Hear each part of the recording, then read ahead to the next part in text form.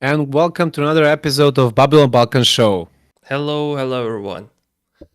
Today I'm really excited because we Me have too. we have an entrepreneur guest, and Mladen Markovic. He is in 40s from Montenegro.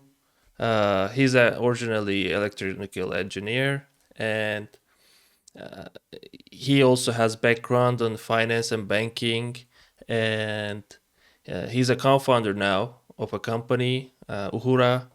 That company has AI solutions for fintech, and I'm really excited because I want to hear more about his journey on entrepreneurship in Balkans.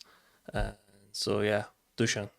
Yeah, he is amazing guy, both professionally and privately. He can talk a lot, but every time he talks a lot, he says a lot, very interesting content. And we're hoping from this episode to get a lot from him in terms of how startup is being developed or how is the society and environment for the startups, not only Montenegro, but also in the Balkans, in terms of what are the obstacles, what are the opportunities, how are the women being treated in the startup community, and so on.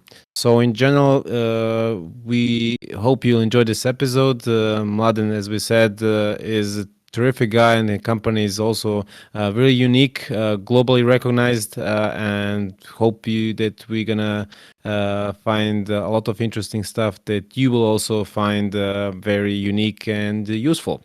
So, without further ado, let's start the show. Let's see our intro.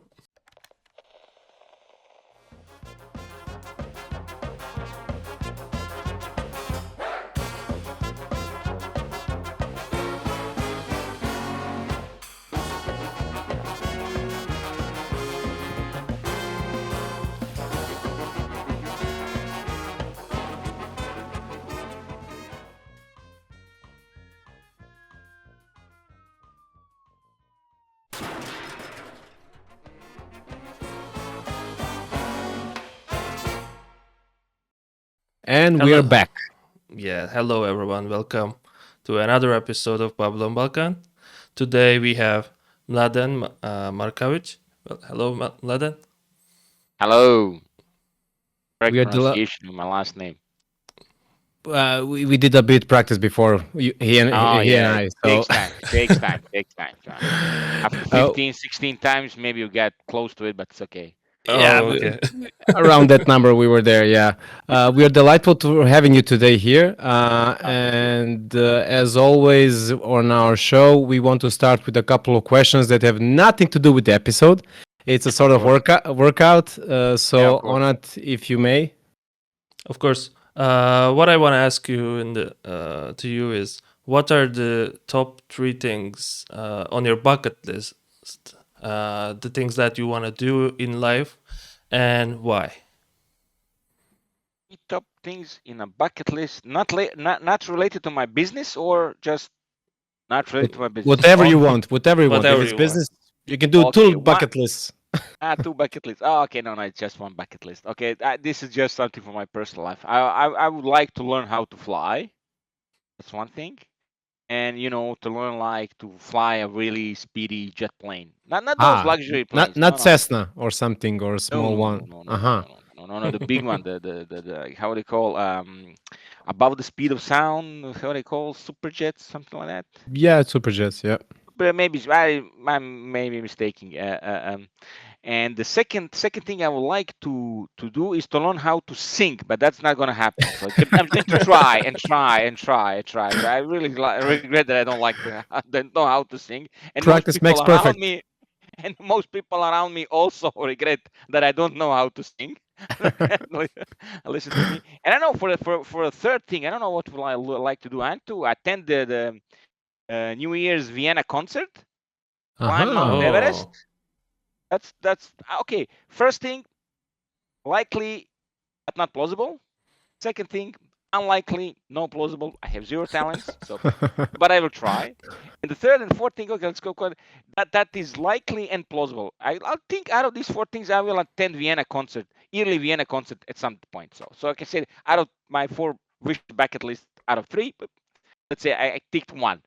But these things like, or you can, for the first thing, you can only go to some super cool simulator. There are a lot of a lot of them are around there. So you go there and you're playing faster the speed of sound, 2 times, 3 times. It would be like amazing, something like that. Yeah. Or you can just go to Jeff Bezos and Elon Musk if they're still there. Pay them. They fly you up in the air. Say, "Oh, I was in a restaurant for a couple of seconds." So You see, this is it's like a possible. bucket list. Yeah. Yeah, it's This is possible. my private bucket list, not related to my business or anything else. So.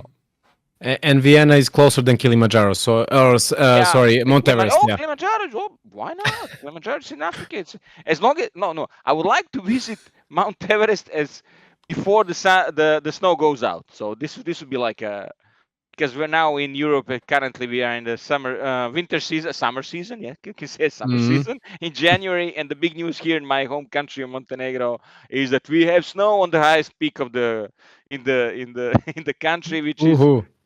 which was like usually at this time of year, a long time ago, it was like 2 meters of snow. Nothing usual. That's it. Now we have snow. Woo! Everybody's happy. But this would be like a bucket list. I'll try learn how to fly, learn how to sing. Oh, not possible. Vienna concert, Mount Everest. Yeah, that would be nice. It's a really cool bucket list. I really like it. Yeah, Yeah. it's not actually something special. Like save the world, world peace, feed all the hungry people, something like that. Those are boring ones. Yeah. This, ambitious and realistic at the same time. So Yes, yeah, yes. like it. You mentioned Montenegro. So Yeah. one of your things while you're here is a startup in Montenegro. Yes. And as we know, you're one of the co-founders of your startup. Yes. It's named Uhura, as we can see, if some of our audience can see it, but we can pronounce it. It's Uhura for our listeners. Exactly. What can you tell us about your solutions? Sorry, Uhura Uhura Solutions. Solutions. Yeah. Yeah. Can you tell us a bit about your company for our audience to know what you do? Well, what do we do? Well, let's lay a punchline. Uhura Solutions is an AI platform that can read and understand customer contracts and agreements just as humans can do. So we build an AI platform that can read documents, understand the values and the meanings inside those documents, and based on that, the customers can either make their own decision process much faster or to Mhm. put it somewhere into their system. So it can be applied in any industry, which is good. But for a startup, you have to be laser focused. Currently, we are focused on the banking and financial industry, insurance companies, where we read several banking contracts, lease contracts, ID cards, or bill of exchange, or something like we do currently right now in Montenegro. There is this thing called debt collection by public officers. There are 35 of them, and the big shocking point within the industry here right now is that they are doing it manually. So we implemented our solution, so there is a significant OpEx reduction on the daily level, plus reduction of the errors, and you have everything centralized in one place. It's not like wondering where has this order been here, is it there, or from the Ministry of Internal Affairs, from the police departments, all the penalties that come in, or Mhm. small violations that are done by that you go to the court that are not criminal law, but just regular penalties that you don't go to jail for. You have to pay some sum for it.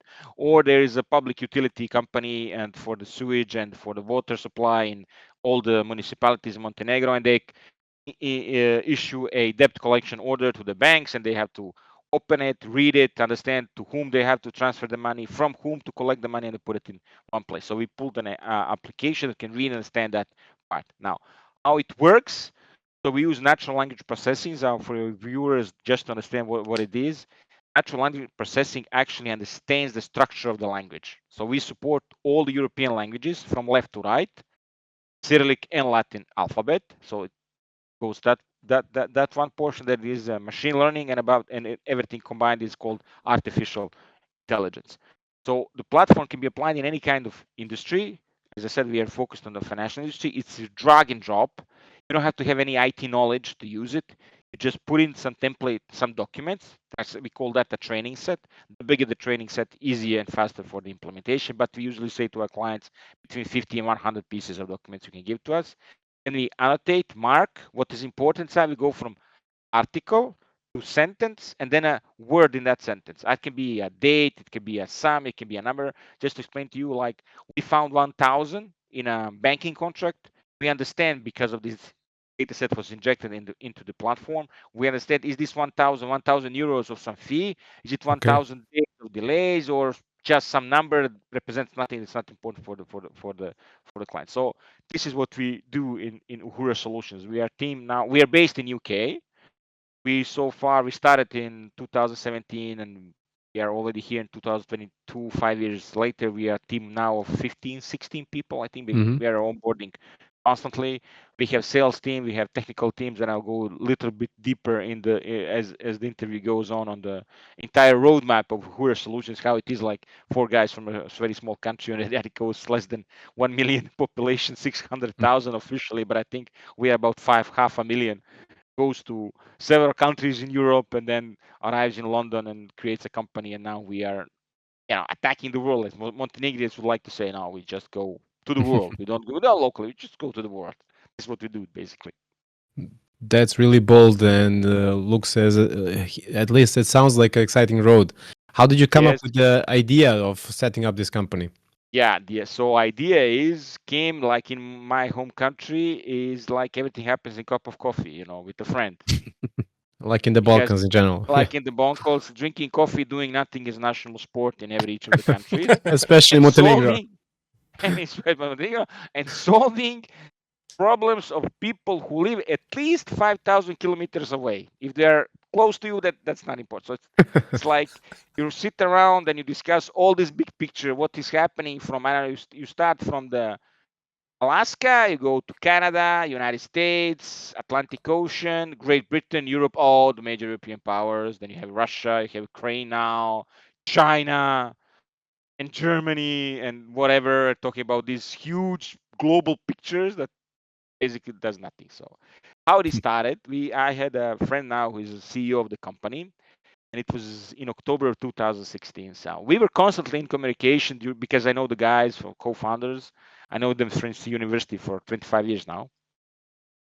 We constantly did something, small projects, something like Mm-hmm. opening a student organization, setting up our own news magazine because we all have electrical engineering background. Then we diversity in our careers. He went to telecom, I went to banking industry, and we were sitting and talking what we can do. At that time, I have to be, as I was a long time ago in a galaxy far away.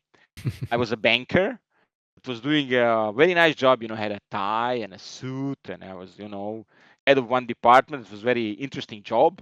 Digital channels, cards, issuing, acquiring, POS, ATM, and banking, e-banking, head of department, salary 3 times average the national. And yeah, I saw that something's happening within the institution, definitely. So the management started to change. So what I want to say, I had my own secured bubble. My mom was very proud of me. Yeah, she had a son who works in a bank. He's a head of department, which was very challenging. The department was, by definition, all the new things came through my department.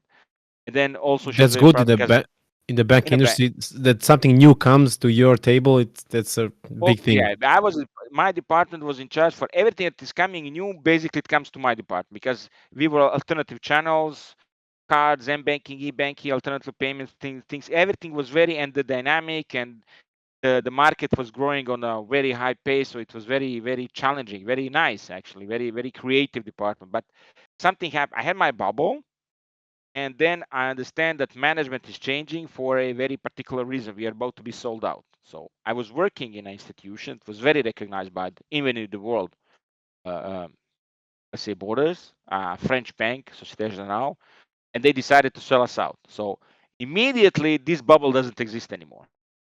So this is what I'm saying to the people. Why did I decided to start my own startup? And I was talking to my friend. He was in Deutsche Telekom. He was head of marketing department. Like very nice jobs. Everybody say why you did it? Why did you leave it? So at that point, I decided that I should take the control of my own destiny. So basically, what was happening that they're going to sell us out. Competition that has another institution in Montenegro. We had like 300 employees. The other bank had 500 employees. In the new bank, there won't be 800 people. There'll be like 400 or something like that. So Mhm. immediately you become a number on a dashboard or some report somewhere, some HR on some meeting is gonna just cut you out. So I said to myself, okay, have you gained skills efficient enough for you at that age that I had at that time to start something on your own? Checkbox, yes, no. Is banking job secure? Yeah, but it's secure for some very short period of time. Immediately, again, you can go to the reconstruction. Again, your job can be bad. So if you fail with the startup, can you find yourself a job? And I said, yeah, why not? I have to try it. Are you in the age where you have some experience? Because that's easy, because usually what people say that startup is just for young people. Actually, that's not entirely correct. Like average age of a CEO in a startup company is between 40 and 42.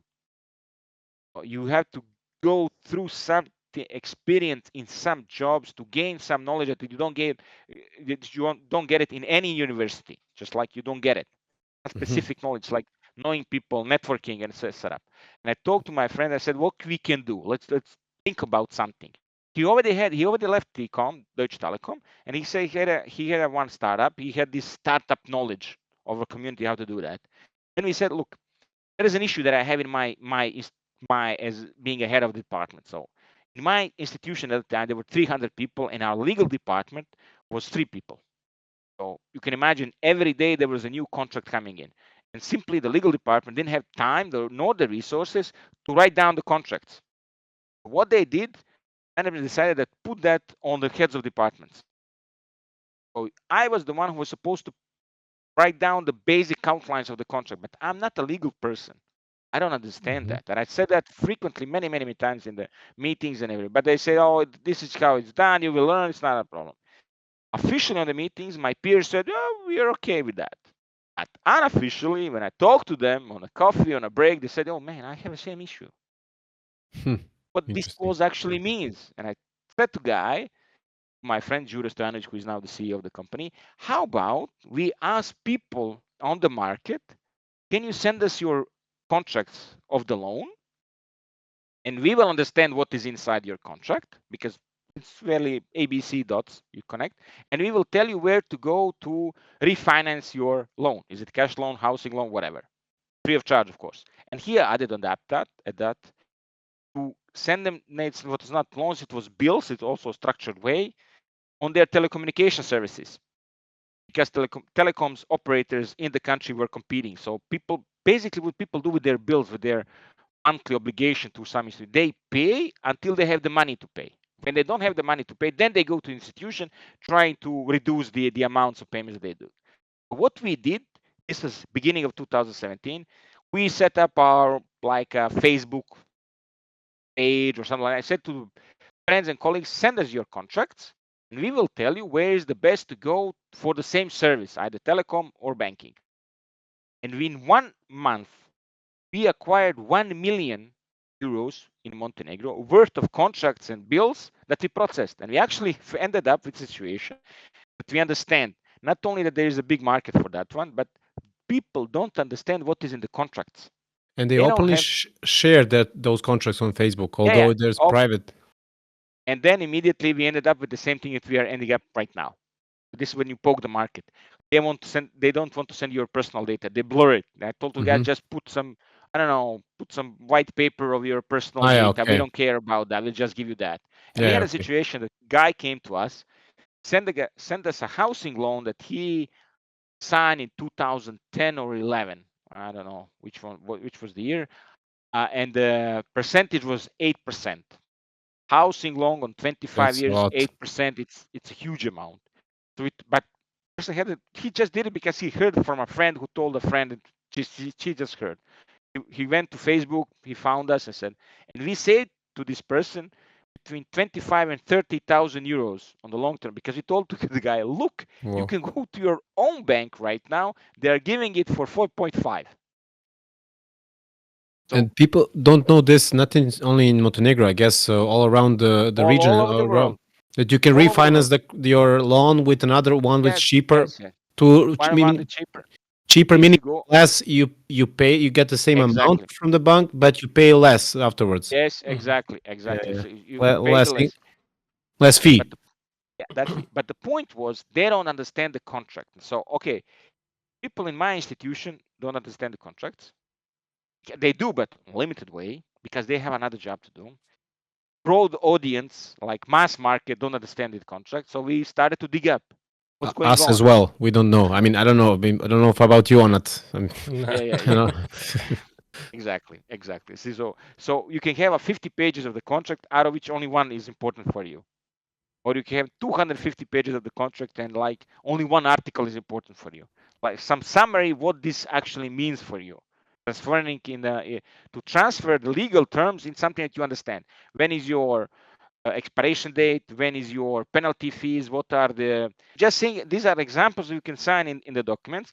And then we digged up and we found out there is a huge problem in the money industry where manual reading and understanding of various documents, legal contracts, banking documents is a huge problem because people spend enormous amounts of hours, full-time employees as they call it, in just reading that baseline work. You read the document, you extract some data from that document, and you put it somewhere in the system, then you send it to someone else to check it, and it's complicated, it's risky, it takes too much time. In 2017 we started to start this company. Then we went to Poland first. It was a huge thing accelerator called Huge Thing in Warsaw in Poland. So the name is huge thing. Huge Thing, yeah. You Okay. can Google it out. They frequently mention us. This was our cohort in 2017. Now they're at that time we were called More Money, but we changed the name later on. I'll explain that story as well. We received some grants from European funds, and we gathered people. There were now 4 co-founders: me, Bojan Tešić, who is our CTO, and Blažo Crvenca, who are chief operation officers, who we all have background in technicals, but we diversed in different ways. Like Bojan Tešić is a chief technical officer in the developing, coding.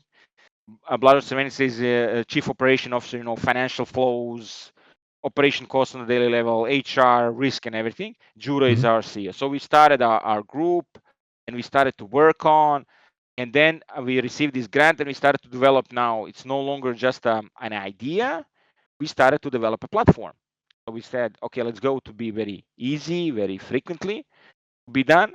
And then end of 2017, beginning of 2018, we applied for several acceleration programs, and we ended up with to make our big decision. We were negotiating with one acceleration program in the region. I won't mention the name.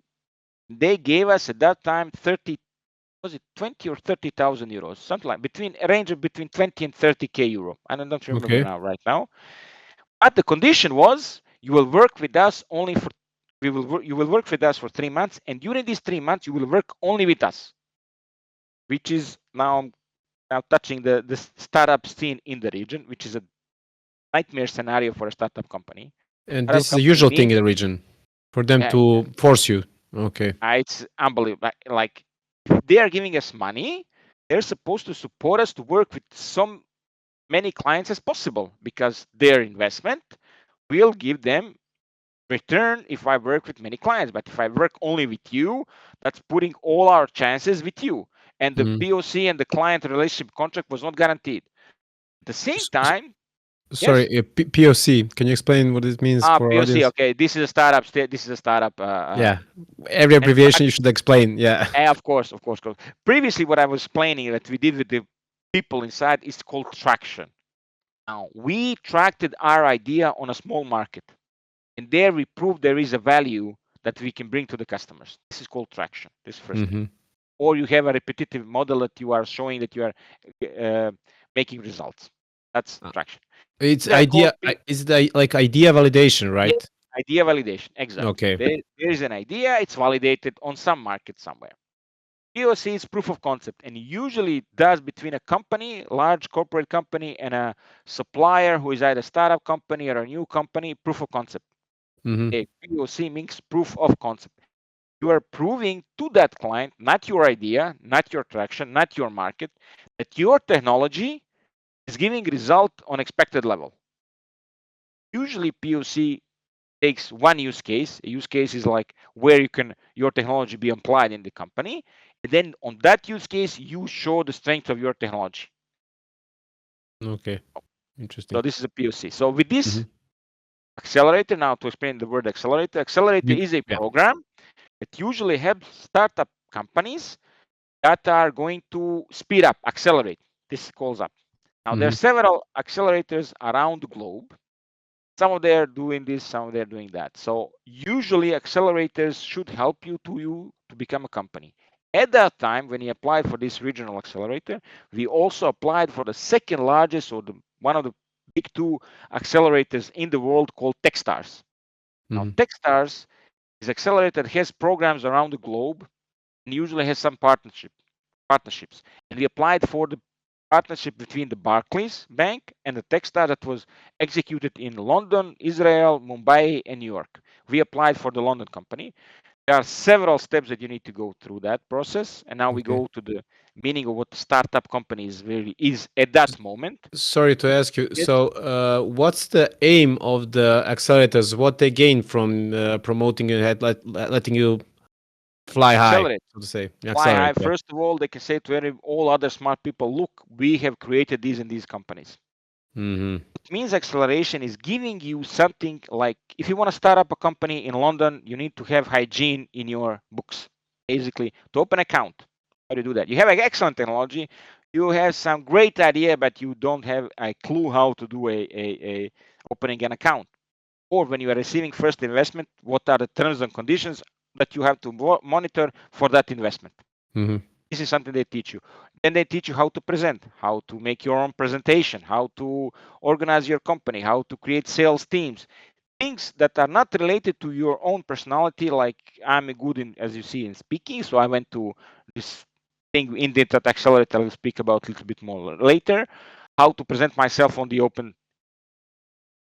stage in front of large group of people, etc., etc. So this is what accelerators actually do. Then accelerators present their companies, their buckets or their branches to other investors or some big companies. So at that moment, at the beginning of 2018, we applied for two deals. This one regional, and the one was in London between Barclays and Techstars. And we were rejected by the London, and they told us go to the Israeli one. We applied for the Israeli one. So at that moment, when we were making this decision to accept this invest 30k euro, 30k euro, or to go to try ourselves in Israel, we went hard away for the startup company. So these Techstars accelerated, they give a huge emphasis on the team. Like they have 5 things that are important. First, second, third is the team. Fourth is your technology, and the fifth one is the market. But first, second, and third is the team. So when a startup company starts, the team is the highest asset, highest value, but also the highest risk. You have to immediately you have to set the things within the team on the right level in order so they can function throughout the time. Because in a startup world, only yesterday was a good day. Yesterday was a good day. Today it's not going to be like that. We don't know how it's going to be. So it's ups and downs constantly. And you pivot and you go. But we applied for this Techstars Israel, and then in 2018 we were accepted. So I have to say, but the level to acceptance criteria was like only 1 or 2% of all the teams that apply for Techstars are actually accepted. How many usually apply? Oh, there are hundreds and hundreds who apply for this Techstars, because Techstars is one of the big. The other one is Y Combinator, also from United States. So we went there and we went with the PowerPoint presentation. We went with something developed for the platform, and we ended up being a true company. So they teach us how to open an account, where to register. We had to register then at London because they offered us to register account and register our company in one of 3 cities. It was London, Berlin, and Delaware in the United States. So we said Berlin is okay, it's very close, but it's not so high level like London. Delaware is okay, but it's too far away. So we said, okay, it will be in London. So we opened our company in London, and we received the first investments from this accelerated program called Techstars and from Barclays. And it was called the convertible note. What does it mean? Convertible note means we give you, it was 120k US dollars, but we are taking now 6% of your company. 5 or 6% of the company was dead. But we will match our investment with your future investment. So if the future investment gives you X euros for epsilon percentage, we will match these 120k US dollars according to this new investment. This is called convertible note. Meaning if somebody offers you like some money for 5%, they will offer also to get this 5%, right? No, they will match this with that company. And then Okay. So this is how it's called convertible note. Perhaps they will increase their percentage or they will decrease their percentage. It is based on the next investment or the term sheet that you receive from the next investor. Okay. We come now for a very important thing for the startup companies. It's called funding. Funding, as I always say to the people around me, doesn't have to be money. Of course, money is very important. Funding can be, especially a very early stage of the companies, is mentoring and giving them some basic things that they don't have money now to pay, like accounting. If the one state gives to all the new startup companies, innovation companies, you have free accounting and lawyers to help you, to support you in the first 3 years. It's like giving them 100k euros. That's for UK, right? In general. That's for that's for UK, but this is in general that should be done. I'm talking also about startup This scene, should be done. here. Okay. So at that time when we started, there was no startup scene in Montenegro. I don't know, maybe 1 or 2, 3 companies. There was no legislation how to help a startup company. So we went from Montenegro, a very small country, to Poland. And we went from Montenegro to Israel. We spent there in Tel Aviv 3 months. As I said, we received this investment. We opened an account with Barclays. And then we said through this program, we became a company. And then we had access to all the Barclays clients, or Barclays is a huge corporate bank, to their possible needs, etc., etc. Okay. And then we use this money to acquire, to do a POC with some companies, proof of concept, acquire some of the first clients on the project based. Then we went from, as I told, they told us how to pitch and how to present our idea. Then we went, now it was the point where we were, as I say, at this point, like we were very high now, but the funds go out. You have to find a new funding. So we found our new investor, which is funding an investor, it's like science and art at the same time. You can go to hundreds of investors doing what you think that is absolutely correct, but you're simply not in their area of interest, either not technology or the investment round or the percentages of the companies that are taking you. So at this very early stages, the amount of ownership that you give for your company to the investors is the highest level. You give the highest percentage of the company for the lowest amount of the money, because this is how you have to work. This is what startup company does.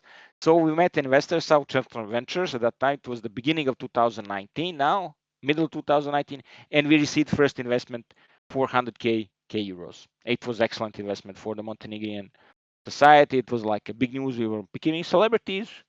At that time, yeah. This is a good news. But during that time, you have to make hard decisions within the team. So are we going to continue? We said we did enough, we tried or settled. So each time we had a phase where we have to decide, should we continue or not? And each time we said we believe in the product, we believe in the service, and above all else, we believe in each other, 4 of us. We will continue to do this. Once when we received that investment, then we went to another regional accelerator organized by the Raiffeisen Bank. It was called Elevator Lab. And then just based on the skills, how I pitch, me and my CTO colleague, we went to these competitions, and we won 3 competitions. It was September, October 2019, and we had a POC with the big Raiffeisen Bank group in the region, Southeast region. It was excellent for us. It was paid. It was a big client. It was very nice, beautiful. And then before we were supposed to present the result to the management board in Vienna, they called us, something fishy is happening in China. They're closing all the airports. I said, what's happening? Come on, it's nothing. China is too far away. It was February. Somebody ate a bat. I don't know, a bat. God knows what they were eating. I think somebody pressed a button in some laboratory, how do you call it, and it said, "Oops," Yeah. in that movie. Oops, sorry. Yeah. And then it was crashing. It was like, and for a startup company, it was, because we were half time in London, half time in Podgorica, Montenegro. Company was based there. We have a sister daughter company here in Podgorica. Now the startup company needs to meet clients, needs to go to the presentations, to forums, to communicate with people, and everything was shut down. I have to say, of course, it's not only for us; it was for the entire world. But for us, at the worst possible case scenario. So we struggled. Like, it was very, very, very, very, how to say, very intense period. 2020, we were finding jobs, we were finding funds for the company, and then we striked our first clients, and We were looking for investors. So you still didn't have the clients by that time? Yeah, at that time we were already acquiring some clients, but they were project-based, not recurring like we have right now. Okay, not recurring. Not networking. I will say now recurring is like you have long-term yearly contracts with the clients, and we were more or less project-based, but we were also having some small recurring funds. So when we got to this stage, it's no longer that the investors are looking at the team. So you have pre-series, Series A, Series B, or seed investment. It goes. Let's go like this. Investments in the startup world they call seed, pre-seed, seed, Series A, Series B, and C and D, and so forth. Wow, that's a lot. That's based on life cycle of the startup company. Pre-seed, it depends on the amount. It's up to 400k euro or up to €500,000. Seed is between 500,000 and million. Then you have between seed, it was more like between 500,000 and 1.5 million and something like that. Based on the region, this is how they called. So we were now in a seed, between seed and Series A investment round. Let's call it like this. And we were talked to a lot of investors. Our CEO, Đinđić, is doing this job tremendously well. We ended up with that investor that had a very particular angle of seeing you as a company. So he said, I will invite you to 20 of my clients or even more. And then you will pitch your idea, your sales to them. If you sell, excellent. That's a win-win for me and for you. If you don't sell, it's a win, but just for me, because you don't have the traction. You cannot sell the product. One thing when you go to the investor and say, I have a product that is working on a market that is 5 billion euros. Yearly compound annual growth rate of the market is now 30-40%. You will invest in cognitive and AI 20 billion by end of 2024, something like that. That's all big talk, but how are you going to get some portion of that market? This is important for the investors as well. Like in United States, when it was their different mindset. They said, I don't care about your problem. I don't care about your technology. Obviously, you know your business, but how are you going to sell it to clients in the United States? This is the main question. Like, we understand that you have a problem. We understand you have a technology. You have clients. You have tractions. But how are you going to sell it? So where is the bacon? So this investor told to us, Superseed, we will invite you to conversation with our clients. If you manage to sell to them, it's a win-win. And we sold, we pitched, they were satisfied. Then we received our investor of 1.8 million US from in total from 3 investors. It was Superseed. Just 1 second, just say for Superseed, South Central Ventures, Newable, Techstars and Barclays in total 1.88 million. So at that time, this was happening end of 2020, beginning of it was happening actually. Sorry. It was happening end of 2021, beginning of 2022. Oh, still in the pandemic period. Yeah. Still in, but okay. In our let's say in our region, it was already lowering down severally. Like everybody by mid of 2020, like all the measures were down. Then we had another pitch of the corona, but then down, then up. But we were already in a But those clients are from where? Clients are now from the region and from the Europe right now. We are already having the recurring contracts. We are now selling to UK, to US, to Middle East. We are already on a very good track. Here in Montenegro, we signed contracts with 4 banks. Out of them, 3 are part of major regional banking groups, which will give us probably acceleration through their networking banks and the mother banks, as I said. And in UK, we have a sales representative. So now we have became a company that is now just growing and growing. How much are we going to grow? I don't know. I would like to conquer the world. For sure, we will live in Montenegro or in London.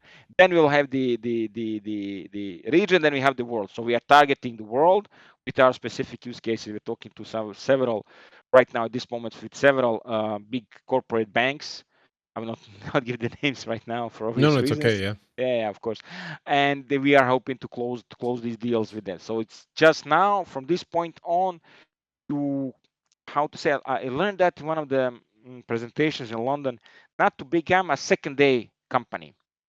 always to be a first day company, meaning you are constantly changing, you're constantly improving, you're constantly putting something new, you are watching what is the competition doing, and there is a lot of competition in this area. I have to say that we are already like, I don't know, not already, there was a market review that we didn't even know about it, that one of our friends sent us, and we said there is a market watch review done by UK marketing and investigation company saying that Uhura Solutions is between in top 25 companies in the world. And I came back home. Wow. Oh, you know that? And I said, we don't believe it.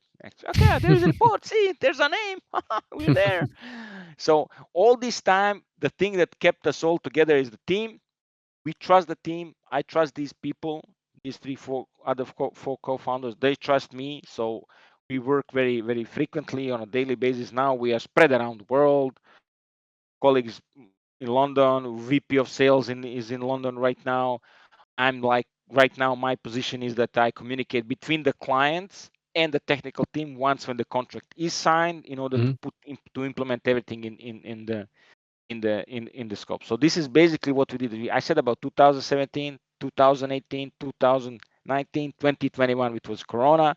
Now we have investments, we have funds, we have already clients. It's recurring, it's just boosting. And with this application, with this platform, we go to client with basically one use case. And then on top of that, immediately they come up with 3, 4, 5, 6. It is like principle land and expand. This is what we do right now within the company. So we are totally, like I said it before, 15, 16 people. I think we are onboarding constantly for the new people. Listening to you, you sound like you're a successful company by now, although you're relatively young and still growing and everything. Yes. As a regular person in the Balkans or in general, hearing your story and everything, what would you say? You mentioned team constantly, but people will think, okay, maybe your technology is so advanced, that's why you're the best. They would say maybe you're lucky. They would say, okay, you have the team, but would you say it's a combination of everything or specifically team, as you mentioned? In the first 3 to 4 years of lifetime of a startup, it's the team. It has to be the team.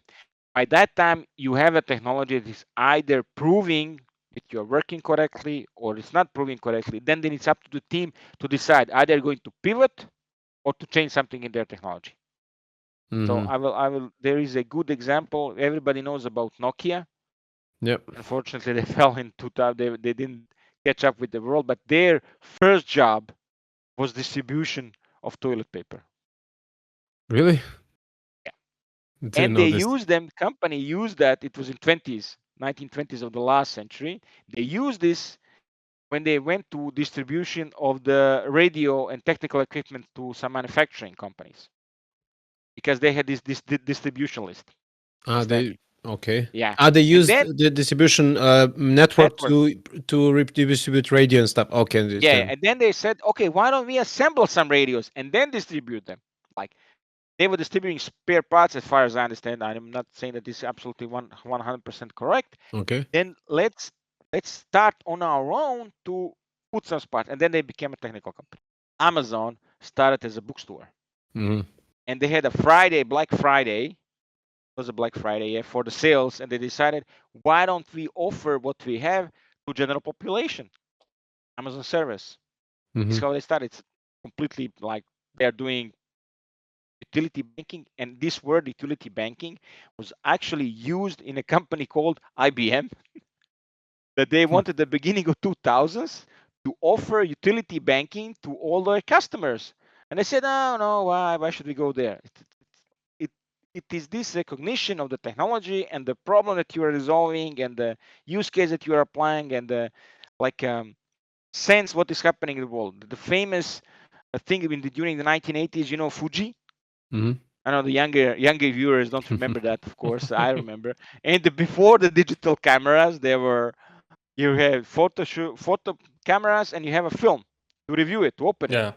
And the Fuji was like giving you film, like all days making a film or a picture. And the one guy in the end of 1980s, it was engineer there, said, we don't have to produce these films.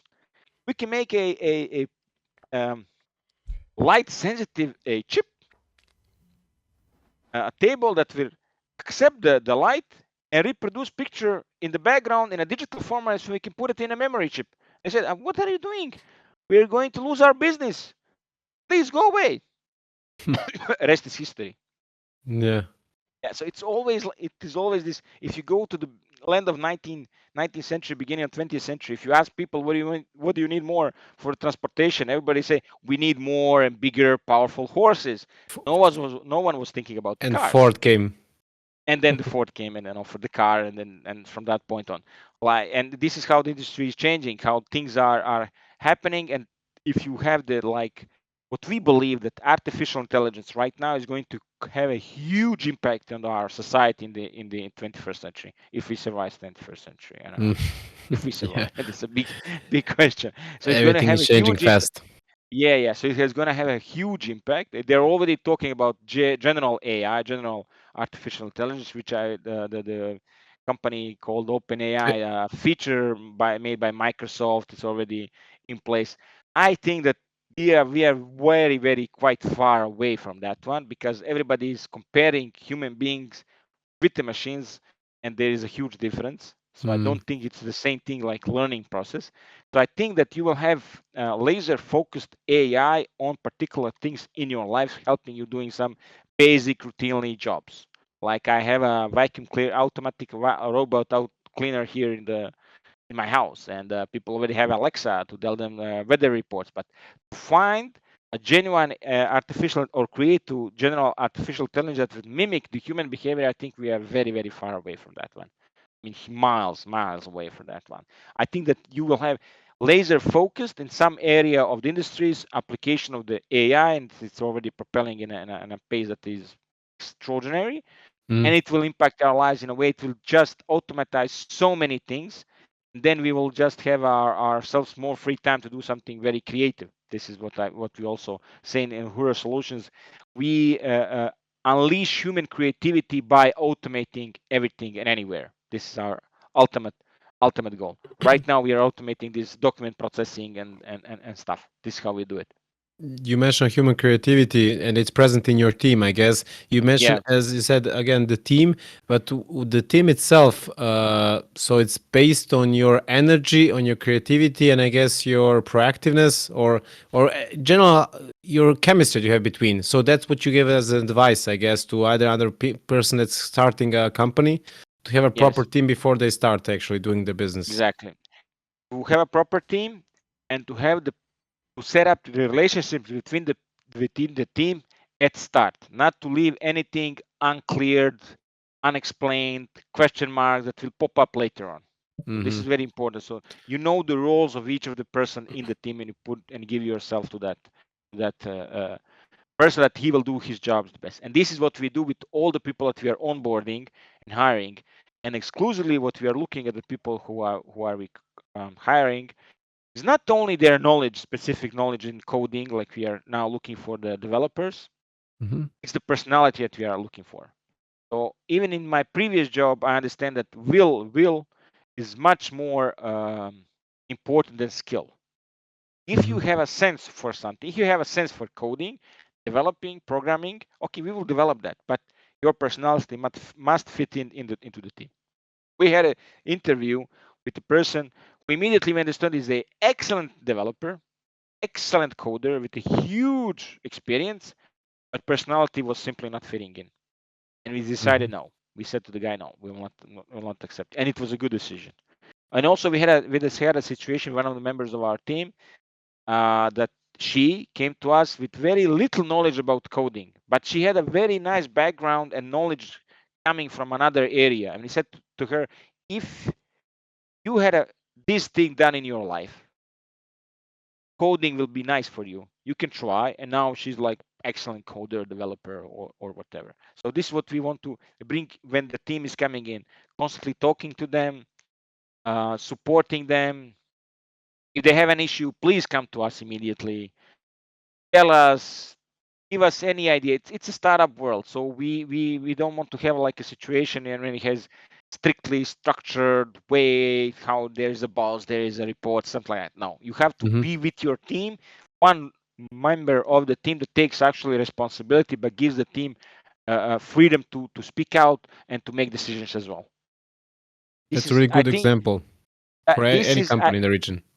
Yeah, any company in the region. And I'm telling to the guys in Montenegro, like we are a very small country, Bosnia or Serbia, Macedonia, Croatia, Kosovo, whatever this region.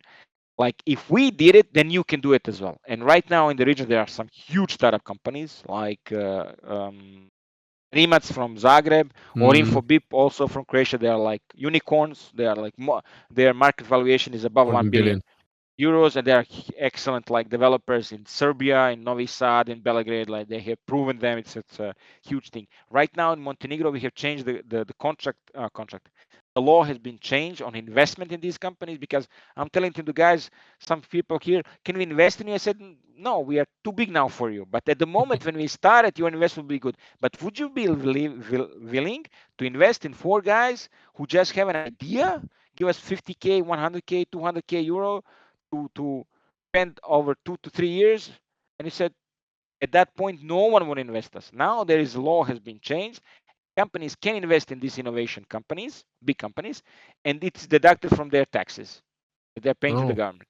So totally in 3 year time, company can give 300K euros to this innovation company, to give this money to some innovation companies, and the innovation company can receive, I think, up to 150 or 200K in the spread of 2 years. So it's like a good match. If we were had in that situation, then it would be perfect for us. And this already had the result. You have several young startups here flourishing, making their way into the world. And because we are small, you have to do 2 things. You can look at the Montenegrin market as a market you work on, but usually you look at as where you validate your ideas. You have your first traction, your first clients. But for the investors, VC companies, VC funds from abroad, they don't look at you. If you tell to them, I will work only in Montenegro, you will not receive investment. In general, what I'm talking about the team, when someone comes to raise the money from the investor, he says, how many people you have in team? It's me, just myself. I don't know if you're a Superman, rigging, how to call that from the Star Trek, beam us up, Scotty, transportation in the blink of the eye. That's not gonna energize. That's not gonna happen. They're not going to invest in you. So one person cannot do it. And I come to talking about the people, how our education system is doing everything opposite the business thing that you have to do. Like they teach you have to do everything on your own. You are not allowed to make any mistake whatsoever. Like if you make a small mistake, oh, they cut you down the numbers and the points. And third, you're not allowed. You have to listen to what they tell to you without questioning. Which is the 3 things that are killing business in every situation. You have to have a team. You cannot do everything on yourself. During the period of business, you must make mistakes. It's a normal thing to make mistakes. And the third thing, if you do everything as someone else told you, who doesn't have any influence, who doesn't receive any, how to say, consequences of what he's advising to you, then or doing, you have to do it like that, then you can most probably fail. So you have to try, you have to pivot, you have to be persistent.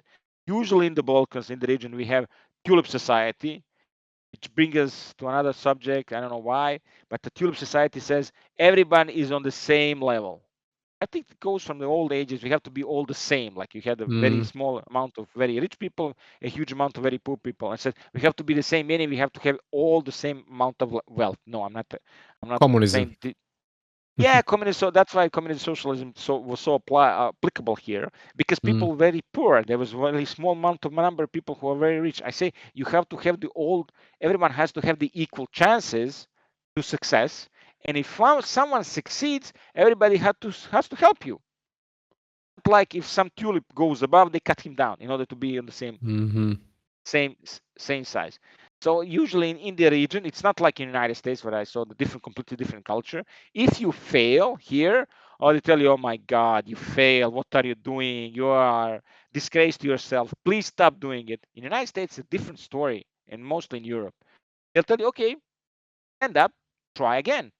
And it's a good thing. So this is how things should be working in order to propel. So, and everybody should have the equal chance to succeed.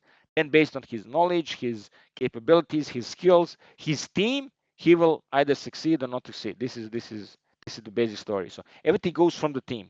Everything's happening there. which makes your company and your team even more successful, given the surrounding. And despite this, you achieved a great thing in the Yeah. last couple of years. But there should be more of you, not just your company. As No, you of said, course. it's Come on. getting better Come on. and better, and hopefully society will change. And it's the same as you said Yeah, in Montenegro, Serbia, the whole region, Croatia, yeah, no, Bosnia. but like now in Montenegro, in Serbia, Croatia, and Bosnia, and anywhere, the legislation is changing, so you can go to the funds, get some money, get some time to breathe, and to prove your technology, and to say, is this working or not working? This is the Hmm. basic stuff. So like now, this is changing in Montenegro as well. So then, when you probably, I hoping that you will have a VC fund that is coming from one of these countries. There are huge BC. companies. VC, okay, venture capitalists. Yeah, I It's know, but their just explain. funds. Yeah, VC. Yeah, of course. Please remind me if I say some word that you Yeah, don't yeah, yeah. understand. Yeah, venture capital is a fund that is investing money, and Hmm. their basic strategy is, I will invest in 100 companies. Out of these 100 companies, 60 companies will perish in first 3 years. Nothing will happen. Then we have 25 to 30 companies who will survive, but they will also perish, but in 5 years. And then we have how much? 60, 30, 90. Then you have 10 rest companies. Out of these 10 companies, 5 to 7 companies will make some profit, and they will continue to live on. But I'm targeting those 2 and 3 at the end, who will Hmm. bring 100x of investment for those 100 companies and above that. So this is how they work. It's called, in our language, it is translated very, you can say, like sinister, like capitalism, who is like just making some weird transaction investing. But this is normal in the West. There's a Hmm. venture fund, they want to invest, and then they, I don't know, decide in which industry they're going to invest. Is it going to be fintech, because we are a fintech company? It's going to be medtech for medical technology companies, insure tech, or they're going to do environmental, renewable energy. I will only invest in East Coast of United States to companies who have at least 2 members of minority, something like that. And then they Okay. find you, what is your ticket size? Ticket size is what is the amount of money that you usually give to investors. They say it's 250 to 500K US dollars, 1 million, 1.2, 2.5, 10, and so on and so on.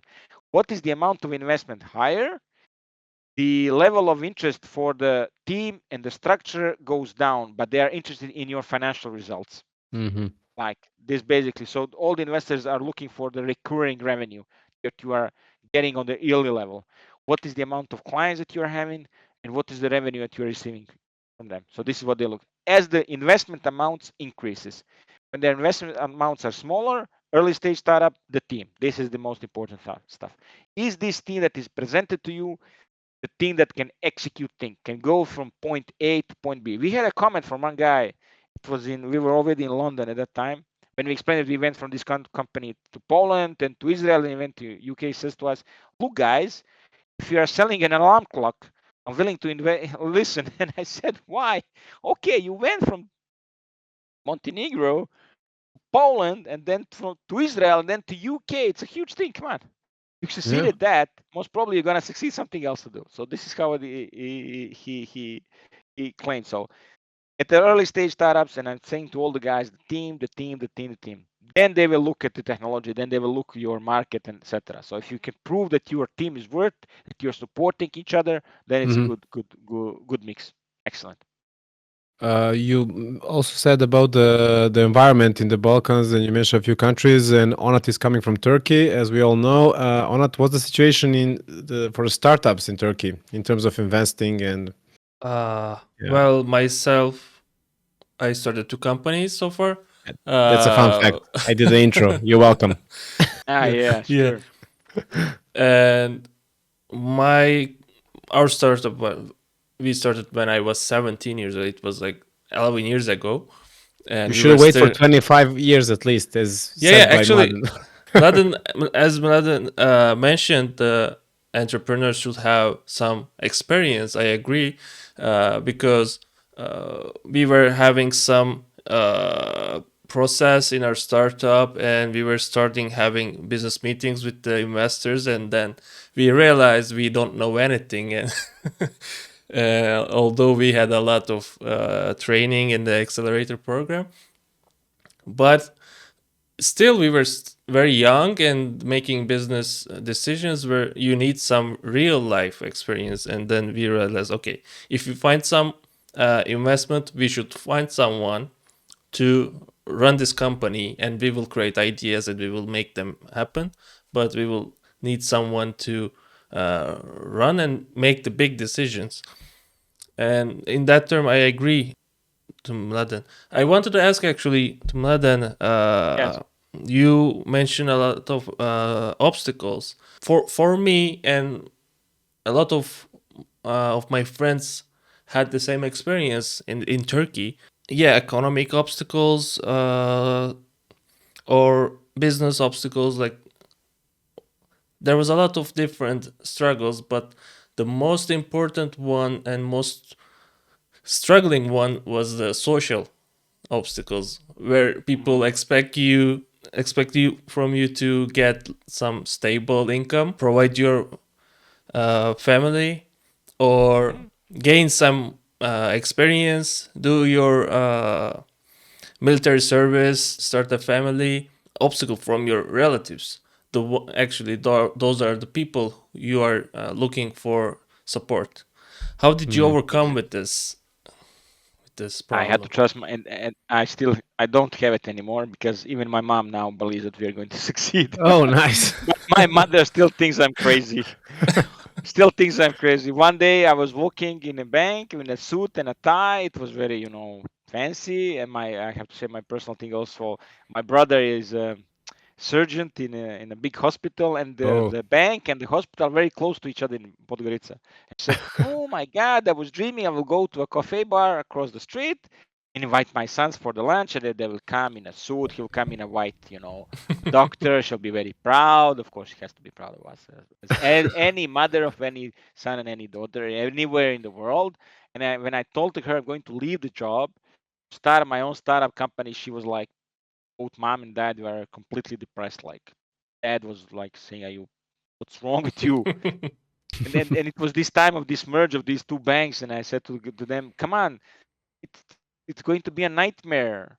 I survived one merge. I'm not gonna do it anymore." Although they offered me to stay and to work, and I said, "No, it's not for me anymore. I have a company now. I have to work. I have to try myself." And then one day my mom was asking me, "Son, do you have money for the salaries?" And I was joking. I said no, and she said, "Oh my God, I knew it." Come on, mom, speed up. And usually the friends and the family, some of them says, knowing me from my childhood, says, "Oh, it was obvious." And I said, "What do you mean it's obvious? Come on, it's obvious. Your behavior, your love for science fiction, your talking to anyone, your energy, it was obvious." I said, "Come on, I cannot do it on my own. I can just talk around, but not do too much because we come from very violent region, like, and it was Say the 90s, it was least. at least words, and the 90s was a nightmare here, an absolute Mhm. nightmare. Collapse of the society, refugees, wars, war crimes. It was a decade of a complete destruction, and I have to say that now openly because now we see the true results 30 years later. All these Mm. political elites in the region, they are saying, "Oh, we are doing this and doing that," and you just go to the blind number of people who live here, and it was devastating, like devastating. Like in 1991, the entire region had like 22 to 23 million Mm. people. Now Yeah. we are below 18, and two biggest countries, Croatia and Serbia, are like having. It's not. No, it's not. I don't think it's called migration of the people. It's a depopulation completely. Like Mm. entire areas of the country are completely empty. No one wants to live here anymore. And it's a beautiful region for all the resources. It is. Because through my travelings, I met so many smart, intelligent, very capable, delivery people who can deliver a lot of things to their employees, to their companies across the world, in London, in Berlin, in Vienna, and ex-Yugoslavia guys and girls and women. So and during this region and even before that, there was this mindset: find a steady job, go there, preferably owned by the state company or in some public institution, because you can get sacked in those company only in the case of an earthquake or a war, Mm. whatever comes first. And then I found a job in a bank, and then working in a bank at that time was like super cool, high job, high salary, blah blah blah, all those stuff. So I decided, I told you, I had support from my wife, and she's one of, and I think CEO's wife and my wife and the CEO's wives, Blažo. One is not married yet, so girls, he's not married.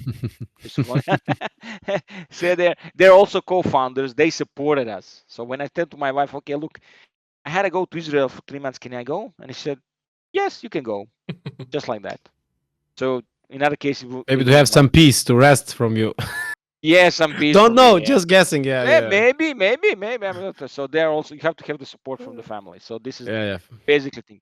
And the social impact is, when you say there is no, at that time there was very little or no funding in the Montenegro, in the country, but we knew there is funds in the EU. So EU invests huge amounts of money in the startup world. Like in that time in Montenegro, we were meeting in cafe bars. There was no co-working space. Then one telecommunication company, Mtel, called here. They opened their own first co-working space. Now it's crowded with people. It's so amazing. There was no co-working. There was no concept of a co-working space. Now there's a very big co-working space in next to in Podgorica as well, and there are co-working spaces jumping up a lot in the region. So this is the thing that mostly affects you, like support of the family, friends, that you will succeed. And even if you don't succeed, like in your case, you didn't succeed in it's a huge experience Definitely. for future projects and future things that you can do. Like, I don't know if you're, and I like movies. You know the movie called Co-founder, with about the co-founder of the McDonald's? I know. Yeah. Yeah. Yeah. And they asked him, he started at the age of 52, 53. And he said in Yeah. that movie, what is the most important thing for a startup world? One word: persistence. Okay, I would say persistence and the teamwork. So this is the, like, you don't shut down your ears for everyone. You do your own work. You don't do it like that. You listen what people are saying. You are making a reasonable judgment of what they are saying to you. You try the best things, and you just go persistent, one step at a time, one day at a time, and so forth. This is what is the most important. Right now, the situation is much better. Thank God, it's very good now for the startup companies, and we are also supporting all our colleagues where we see them. We actually have a member. She's a student who has her own CEO. She's the CEO of another startup company. They're just very early stage, also using something with artificial intelligence. We support her completely. Nice. Her primary job is with us, but we told her, come on, if your startup flourishes somewhere, you go. This is one thing that we understand and learn in the Techstars and community. It says give first, like support to other people without asking for any favor coming back. So my old grandma, late, she was saying, put it downstreams in the river. If you go upstreams, you will find it. If you support someone at some point, someone will support you at some point as well. So this is like major this thing that you don't allow society to be tulip society. You support each other. If there is success, you admire, you ask them, how do you make it good, nice? Can we learn something from you? Yeah, of course you can learn something. There is a failure. Okay, can we help you? What was the reason for the failure? Can we learn from you? Did you learn something from the failure to apply it in a next job, in a next venture, or someday, I don't know, we woke up and this is not working and said, okay, we tried, but we have great network of people. We met so many young, intelligent Definitely. people. We met very important people in working corporations. So you created something. It's not like company failed, but you have something for yourself. But I'm sure we're going to succeed. So it's okay.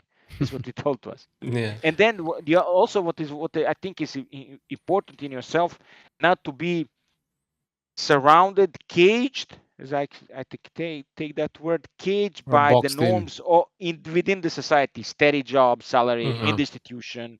It's try to step out from that bubble and try something else. Like I met a friend a couple of days ago. He works in a bank, but he also has with his sister and brother a house in the mountains that he's renting. And I asked them how it goes, this renting of the house. Oh, it goes great. And I said to him, can you replicate? So basically you have a model that you are selling a service, and the people love it, although it's mountains in the summertime, not during ski season. So it's good. Can you He says, yeah, but I don't have time. But what are you wasting your time? Well, I'm working in a bank. So what do you do? Oh my God, I have tons of work. They're pressing me. And I said, come on, think. You have a lot of place where you can put another house or some smaller houses. I don't know, something, village, cottage, whatever. Mm-hmm. Replicate. Oh, it takes funds. Okay, come on, find funds. Try it somehow. Do it. And if they're renting a house, there's going excellent work. Can you replicate? Can you put more houses there? Can you joint venture with someone? And I said, okay, I'll think about it. So even I told the guy, you are in a situation when you have a good business model that can support you and your family, but you are sticking there for something like I'm right now sticking to this cup and I'm getting nervous. The stress will go if I release this cup and I have my hands free to work something else. True. This is what I want. I don't know if I send the message correct, if you understand me. This is You what I'm did saying. because Yeah, definitely. You did, because people often, I know in my case as well, I'm trying to change as much as possible. People are focused on the obstacles, not opportunities. They should be Exactly. aware of the obstacles, not to ignore Course. them. But course. when you focus, everything changes. One day by day in your everyday life, in your main work, in your family, in your relationship, in business, whatever. If, as you said, if he watched it like, okay, I have a place here, I can make a new house here. No, he was looking at, I can do it, but I have the money. Then he stops. He doesn't look further to overcome that obstacle. And I know a guy, I think I shared with you or not, we can also share in the link. One guy in the UK, he's approaching people in the streets and he is saying, do you have some idea that you want to sell, to start a startup? And this person usually has. I guess there are some people that don't, but he just video the ones that do. And they say, I have this, but. And then they say it's money, time, whatever. And then he helps them in like less than a minute. So you hear this 100 pounds or something, he doesn't give anything, says, okay, then you can start, like for instance, guy wants to do a restaurant. Says, what's stopping you? I don't have money. Okay, let's go to your house. You cook for us. We show the video, we promote you, but without us, you can do it in your house. You can find online on Facebook, wherever you can post, hey, come to my house, I will cook for some small money, or just to promote yourself. And then step by step, just make the first step. So, and then he does. It's really cool. Every time he has something new to tell, and it's really unique. Yeah, that's the point. I don't know. This second story I want to tell is it a modern legend or something like that? There was the guy who was applying for a job in Microsoft or some big tech company somewhere. Okay. And he's on an interview. He has his last $20 in his pocket, and he goes in the company, and they are satisfied with him. I think it was Microsoft. I don't know if it's true or not, but it's a good story in any case, urban legend. And the guy says, "Okay, we are hired. Can we send you an email with the details?" And he says, "I don't have an email." He said, "What? I don't have an email." "Sorry, man, we can't hire you." So he goes out in the street with the last $20 in his dollar pocket. He doesn't know what to do. He uses $10 to $15 to buy some fruits, bag of fruits. And then he was standing there, and then someone asked him. He was standing, offering this. How much is one piece of fruit? I don't know, apple or orange or peach or whatever. He says $5. Okay, give him one. Oh, selling another one, and then another one, and another one. So he sold worth of $15 of $15 of worth of fruit, small fruit that he bought for himself, for $150, $200. And the story goes that in 2 years' time, or 3 years' time, he's the owner of the biggest fruit distribution companies in the United States, just for fruits. Because people don't want to buy 1 pound, 1 kilo, 200 grams. They want pieces, and he combines that, and he's giving an interview to a journalist, and the journalist says, "Okay, can I send you an email? This interview?" He says, "I don't have an email." "Oh my God, you would have an email, but you have this huge company. Where would you be if you had an email?" "Oh, I don't know, I'm janitor in Microsoft," something like that. So you never know where the opportunity will come. So it's not easy. Not easy, but the world is so full of opportunities. You have to see. I usually see that always. Like I was playing football with my teammates, my friends, 5+1, a small football we call it, and we were beaten 13-3. These guys knocked ourselves out, and they asked me, "How do you comment?" And I told the guys, "Look at these guys. These guys were playing like regional championship league. Like they were the best of the best." Okay. And this was just in the first half. In the second half, they didn't even play. They just, we just panned around. And I said, And this was the result from the first half, 13-3. And I said to guys, Okay. we gave 3 goals to the guys who are playing Champions League. Come on, it's a success. But we see 13. Come on, of course, the championship. But we That scored was 3. Come on. expected.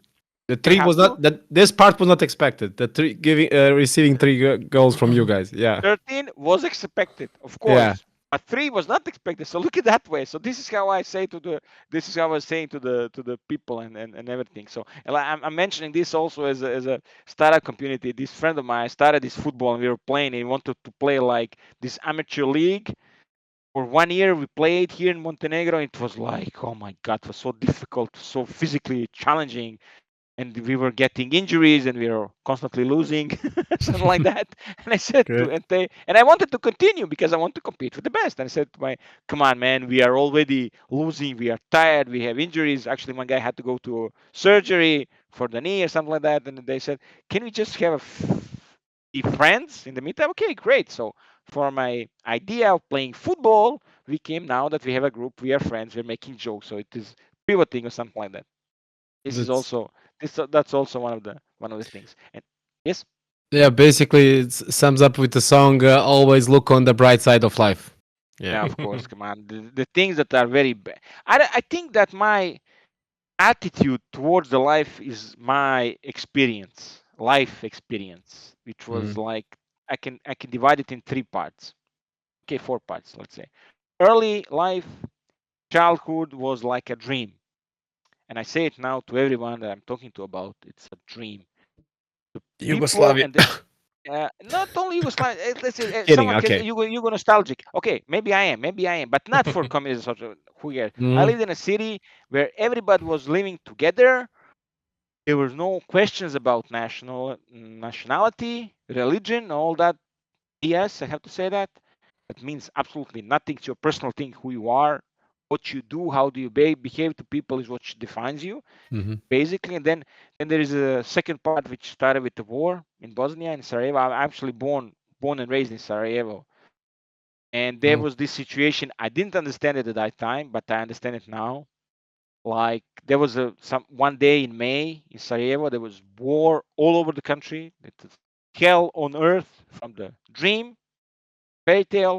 You came up to the hell, and there was this situation that we have to leave our house, and all my parents were like completely confused where to go. We have to leave because this part of the city where I was living was encircled within a encirclement. I don't know, not to go into details. It was a hell Mhm. on earth. And we went out in the street and we were deciding to go right or left. I'm pretty sure now our idea was to go right, but some circumstances we went left. I'm pretty sure that if we went right, I wouldn't be speaking here right now Whoa. for sure. Later, this came to my life when I became a father. We were so close to a thing that really matter. When I say there is a financial crisis, come on, guys. Do you have UNICEF around? No, there's no crisis. Mm. So at that time, later, only later in my life, I understood you have to have the control of your life. When I said there was a merge, they're going to either sack you or fire you or give you some lousy job, whatever. You have to have control of your life. Even if it means to break down some barriers that are surrounding you, calling social, behavior, something that is common in your country or something like that. You have to have the Socially control. acceptable, so to say. So yeah, yeah, you have to have the control of your own destiny. Mm. This is what I learned that day, at that moment, and even a couple of days after. It wasn't ended on that day in May in 1992, middle of May, I think it was. I don't even remember the date. It was between 12 and 13th of May. I don't know. Something like that. Yeah. We were completely not controlling our destiny, like completely out. It was controlled by people with guns and you had nothing to do with it, and they were petrified and something like that. So this was the moment that I think changed me completely. I didn't understand it at that time. Right Mm. now when I'm thinking, I have kids, and I told to my kids, at first sign that I suspect that something is going to bad happen, we're not going to stay here. We're gonna 30 seconds, we're gonna leave. That's it. We're not going to Mm. stay here for any mess because this region is very affiliated to the mess that is either volatile. volatile, either imported or exported, something like that. So this is Mm. what I understand that at that time. This was, I think, one of the things that pushed me into trying my own business.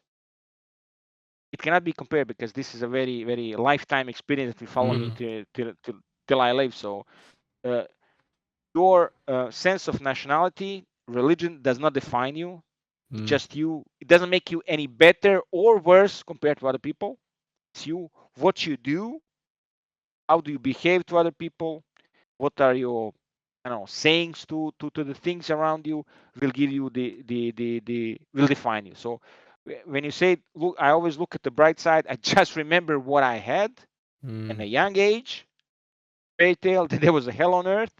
And I said to myself, okay, what is important is your health of your family, and freedom to do things, to go around, to see new opportunities. Like in Montenegro, everybody's saying, oh, my son and daughter, I will not allow them to do this and this. Will you allow them to do that, like being a cook in a Germany? Oh, yeah. So what's the difference? It's same cook. The salary is different, but it's like he's a cook. Why are thinking this is less valuable? In Montenegro, it's valuable in Germany. Or I will not allow my children or my brother or whatever to be a craftsman or physical worker, or I don't know, builder or ceramics maker or electrician, whatever, because this is not something on my level, as they think.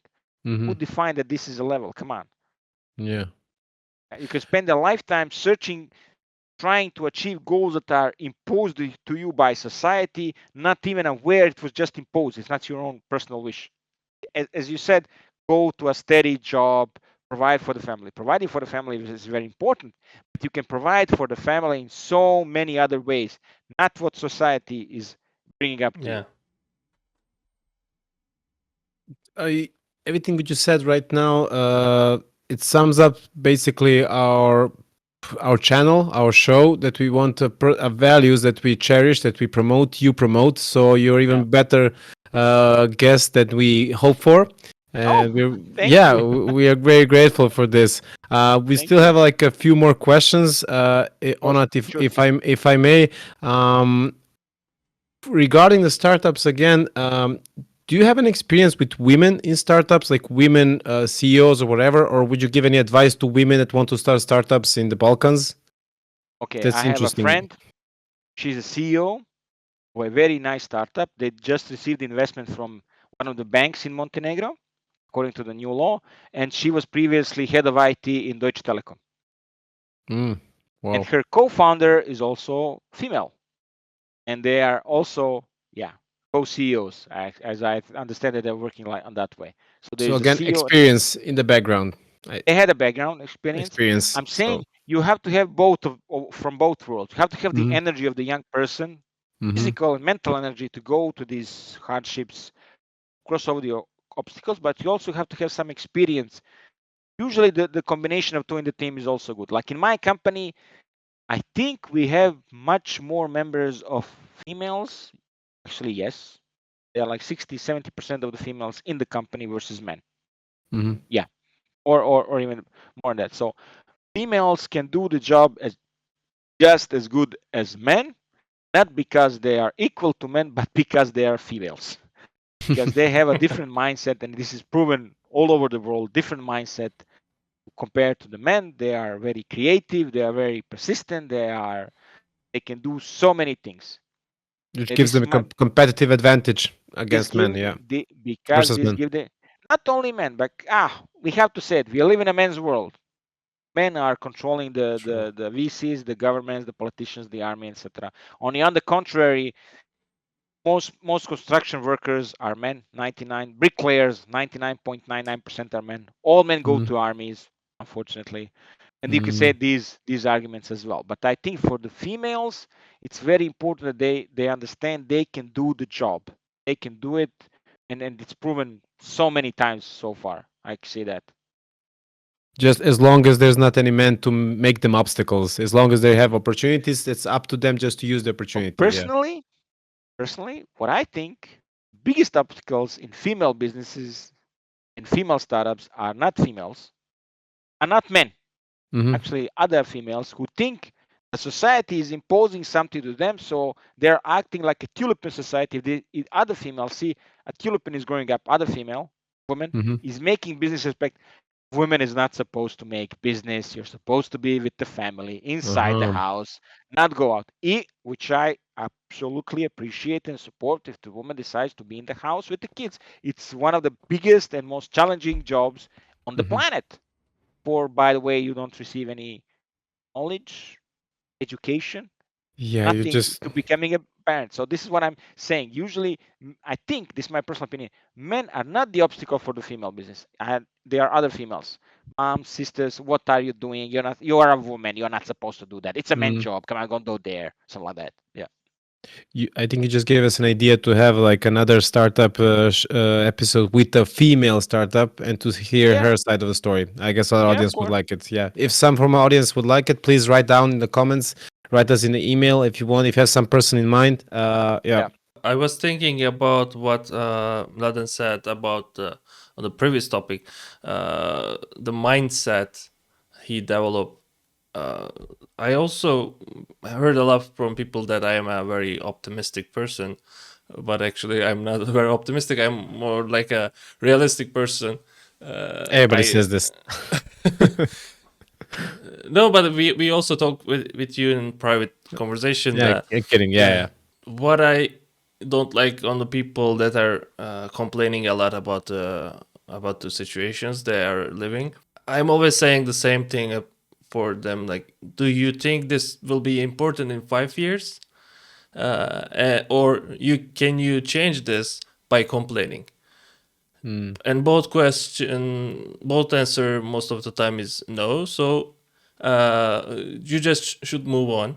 And I learned this on my startup experience actually, and I also not complaining and also embracing the failing in in Exactly. in anyhow. And I also wrote a blog post in Turkish. The title was "Don't worry, everything will you will be very unsuccessful," and because because a lot of startup founders, specifically young people, were reaching out me about my experience, and I was keep telling them like, you will fail, you will fail a lot, and you've been taught that this is an this is a this is a bad thing, but actually it is not. You will learn a lot of things through your journey. Mm. and Exactly. and for example, for my side, I learned how to say no to people, how to make business, uh, how to not love my idea. Because when you're doing a startup, when you're starting a company, you love your ideas and you think it is very unique idea. It solves every problem, You get and attached. yeah, you get attached and you don't change anything. You don't hear anything from outside. Mm. And Mhm. I really love what Mladen said about that as well. You fail a lot and you learn from that. What was your biggest failure during this journey on your startup? Well, this is my first startup, probably last one as well. Hope- Yeah. No, in a long time. Like, that was my second question. What will be your second startup? Oh, I already know what's going to be my second startup. If I get a lot of money from this one, I'm going to invest in fighting cancer with artificial intelligence. Oh, oh. Yeah, this is what I'm going to do. Okay, the biggest failure is the point that we had during the startup. I didn't pursue something that I saw was. I agreed with the decision of my teammates at one point, although I deeply know even now that this was not right course of action. So, and I told them later on. I said to guys, and they agreed now. But it's okay. It's a startup world. You make. I think we made all the mistakes a startup company can make it at some point. Although they think us are now very successful startup. Come on, we are just like any other startup in the West or in UK or Europe or the United States. So I think this was the one of the mistakes during my startup world, or not. We were cautious at the beginning. too cautious. Like, let's start, let's go step by step. We will see. We had to be more bolder, more brave in pursuing some things. Maybe we would be on a much bigger level right now. But even now, in business, I'm talking about these are business mistakes. In business in general, you don't think about past. You can either learn from it and make a new decision for the future, but you don't regret. You don't stay around and look at that thing. You should just learn. So this was thing, and it was a decision towards one of our potential clients at that time. So I think it was not. It's okay. We continue on. We grab another client and another, and then go and on. So this was the regretting is that I didn't start my startup 5 years earlier, like in 2011 and 12. But then I would be probably killed by my mom and dad. So I don't know if I would learn anything. That was something I wouldn't survive. I just got married, had my first kid. Barely. He was still a toddler. I was thinking about it. And I also want to mention one thing, what also opened my mind. 2014 or 15, 2014, yeah. I went to this, my bank sent me to this competition, and I went to Czech Republic for 7 days. You know that you are sitting in a bank and living in some world. Then I saw the world in a perspective that was completely at that time not familiar to me. I saw Czech Republic, very developed country at that time. I saw so many opportunities that are out there happening in the Europe.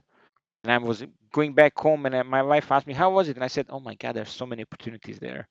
It is so much interesting. It's a big world. Would you like to go there?" She said, "Yeah." Well, she was pregnant with our second child. Says, "Yeah, let's go." She's like that. Let's go. And I said, "Well, come on, no. You're pregnant. You have to get the child first. Then you come back to your work, and you like a little bit forget about what I think it will also be good for all the startup scene here in the region, and not only for the young people, startup entrepreneurs, is to go abroad, is to go to European Union, to spend some time there, to go to different countries, understand the virtues of your country and your society and the downsides of your country and your society, because there could be completely opposite. But it's like when I went abroad, I was shocked. I love to drink coffee, as you see. I was drinking a little bit of coffee during this interview. They're not giving you water, any glass of water. In Podgorica and anywhere, order coffee, there's a glass of fresh tap water giving to you. And I said, "Oh wow, this is something that we have. They don't. We have fresh water, abundance of it. Come on, it's a value." Or someone says, "Oh, we are a small country," but come on, in this very small country, you have the ski resort, the seaside, 2 hours away. Yeah. So it's actually, if you don't have like big companies, big investors, we have this beautiful nature, very nice things to do, something you can find something. So I suggest to everyone to travel as much as possible. Not only travel to go sightseeing, taking pictures, selfies. No. To actually spend some time and live in a society that is different than your own, where you're brought up. Not becoming a refugee, but just to see how things are functioning, how things are happening. Then perspective can be so much different. Yeah, I read a couple of books that says that it brings you experience, and not just experience, but as you said, different view, and you get some ideas that you can implement back in your country. You can change already things that are happening. You mentioned water that you don't receive in coffee. It's a small thing, but you notice the differences. Yes. Some there is a bad thing, in your country it's a good thing. Then you change and adapt. A lot of things that are imported in our countries, in the Balkans, in the world, some person saw it somewhere and said, "Oh, I can implement it here, maybe do some adaptation," and boom, it's a business. And then people locally think, "Oh, look what he did," but actually he saw it somewhere, heard it somewhere, got the idea, not unique, but still he made it through, or she, and that's worth a while. Yeah. Exactly. Just travel to see world things, and don't assume that your society, your world is the center of the world, which we gradually think in the Balkans, that everything, that Earth and all the planets are revolving around us. That's not, no, that's not the case. Absolutely not the case. As I mentioned at the beginning of my story, people sitting, drinking coffee and talking about problems at least 5,000 kilometers away, and the big stories. This is something. I remember my first time abroad. we are a computer generation, and when I landed on Lithuania, first time outside of Turkey, I for a second I thought like, oh, this is another server. Because then in the games and everything, you go to different servers and you see like different people from different countries playing in that server. It was really oh, I'm in a different server now. Different server. You are in the matrix. Different matrix right now. It's Yeah, Matrix, exactly. exactly. Yeah.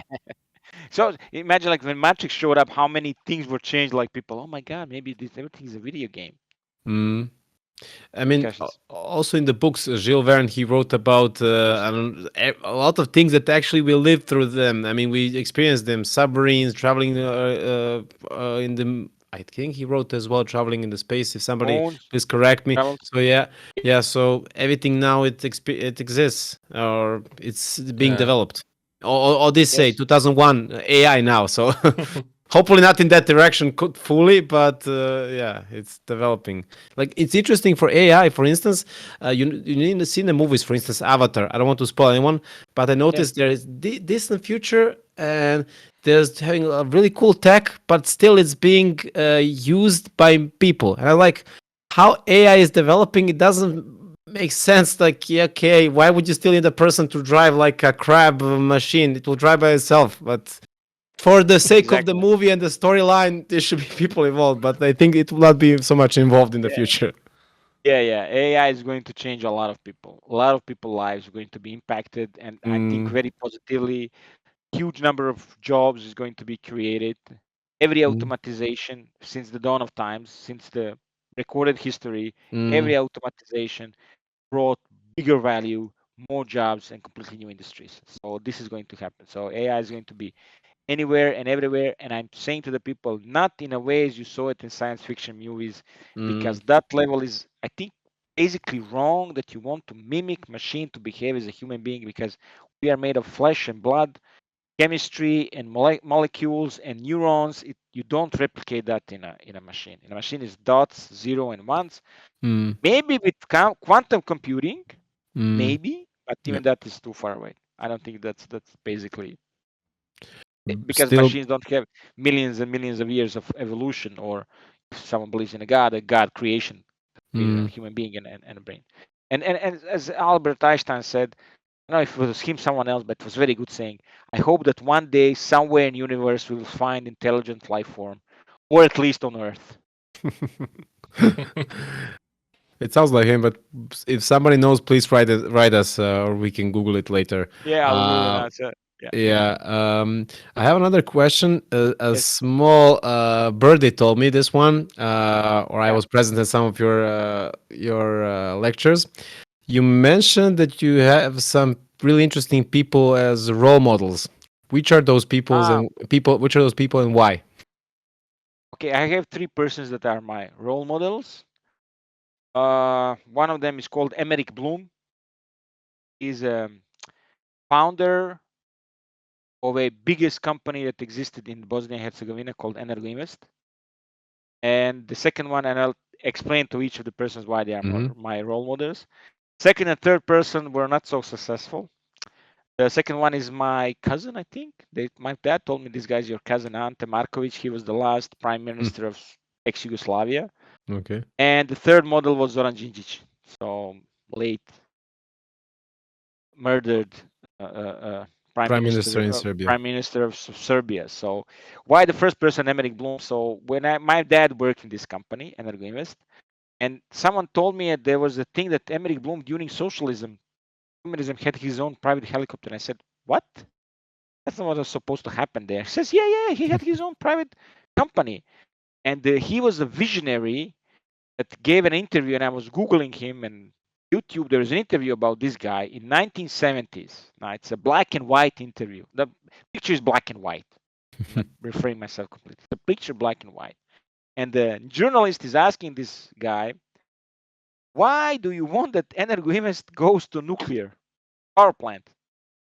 And he says, of course, we have to go and to be not only nuclear power plant, not any part of nuclear power plant, we have to be in the most radioactive part of nuclear power plant. And the journalist says, "Isn't that dangerous?" He says, "Yes, of course, it's dangerous. The technology is the most complicated one, but the values that we receive is the biggest one." It's a completely startup mindset. And also, what is he remembered? And my father had the opportunity to receive this. When he started his company, he said, "We need to educate people. We need professionals coming to company." So he said, like, someone says 3,000, someone says 5,000. It was thousands and thousands of scholarships giving to people. And my father received this scholarship, and he was working on any small arms factory in his hometown, and his employers told him, "Look, you should go to education, you should come back here, you have an excellent steady job, salary, etc." He went to Sarajevo, and he said, "Oh, can I apply for this one?" He said, "Yeah, but just return the big one, first one to us." And he said, "Okay, and he started to work for this Energoinvest company. So this is the completely a startup thinking. I will give as much as possible, as I said, venture capitalists, as much as possible scholarships. So they tell, "You gave 5,000." He was criticized. "You only received 300." And he said, quality of the job after these 300 men came to the company, engineers, increased like tenfold. So I gave 5,000 scholarships, 300 came to me. They earned not those 5,000. Come on, it's mind-boggling amount of peanuts. yeah, and it's amazing. And then understand he was the then he became mayor of Sarajevo, and he constructed the place where I lived, where I spent my childhood. It's one part of Sarajevo called Dobrinja. Yeah. When I look at that, how he constructed that to live, it's a perfect place. Even at the time when I say visionary, there were like in one entrance in the building, there were like 10 cars. But he constructed with his team garages on several stores, and you had very few number of cars. And now they are benefiting from that post. Open spaces, wide spaces, schools, children, kindergartens, medical centers, everything there. So he's like visionary. This is the first guy, Emerik Blum. Second guy, Ante Marković, was also head of one very big company in Zagreb, very known. I don't now recall what was the name of the company, but I will Google it out what he was CEO. And then he was appointed as the prime minister too late for the ex-country, I have to say. And when this nationalism was pouring all over the place, he was very sound voice saying, "Come on, guys, we should go to economic reforms. We should get some funding from abroad. We should reform our country. Whatever we decide, either we separate or we continue together, but in peace." Come on, people. And everybody said, "Oh, you don't know the history. You don't know." And then they're mentioning some battles happening. What they did to us and What what they they did did, to them, what we are going to and do the to other them. side around. Around, and it's a circle that goes and goes on and on. It's unbelievable. Unfortunately, he made a prediction that came out completely true. He said, if we don't accept his guidelines, his politics, we will be suburb of Europe, which we are right now. We will live in poverty, in exile, completely destroyed. And I truly believe that the last 30 years in this region, we live dark ages, which supports the Tulipan society, as I'm telling to you. We live dark ages. Come on, what happened after collapse of the Roman Empire? This is what we live here. Although we have all the technology in the world at the palm of our hands, we live the dark ages. Come on. All the conspiracy theories here, no one believes anything. All the moral values are down. Knowledge is not satisfied. Knowledge is not valued. Any type of professionalism in the independent mind and thinking. Ideas are cut in the place. Don't, come on, be quiet. They can do bad things to you. Who? The government can do bad. Don't speak loud. And we have freedom of speech for, let's say, freedom of speech, but you can suffer for so and as a result we have depopulation. And I've mentioned these two big countries, Croatia and Serbia, from the region. Croatia has just made a Become statistical part of. measuring. I don't know Okay. how they call that. Poll, national poll. I think National census or something like that. census, yeah. Yeah, 1 million is less than 30 years ago. 1 million. They had 4.5, now they're less than 4 million, like 3.678. In Serbia, they just announced, but they're not thinking about it.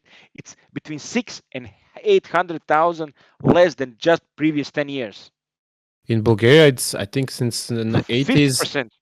50%. 2 million or more. Yeah, it's a lot. It's a lot. 50. I think Bulgaria was 1991. It was 10 million. Now it's less than 5 million. Something like close to 10 now, less than 5. Something like. So we have as a result of these dark ages, we have a complete depopulation. So this is that. And the third guideline model. And then someone asked me, why do you have these guideline models? Because it's easy to pick a guideline model in the society like United States or UK or Europe, where they're flourishing business like Elon Musk, Joseph Bezos, Bill Gates, the CEO of Apple. I don't remember the name. Please help me with Tim Cook. Steve Jobs. Steve Come on, Jobs. it is the Steve previous Jobs. one. Okay. Yeah. And then Previous. society in where they are working is supporting business, supporting ideas, supporting growth. We don't live in those societies. The third guideline for me, Zoran Đinđić, is the person who, unfortunately, wanted to make a complete turnaround of his country. He was Ante Marković prevention and Đinđić the change from this bad turnaround. Change, and he was cut he paid with his life, his wish, and this pursuing. I personally believe that with his assassination, this region is lacking behind like at least 20 to 25 years behind, because we were supposed to go in one direction. Now we are stuck here. We're not moving anywhere. Nothing is happening. Or if someone is happening, oh, something's going to happen here.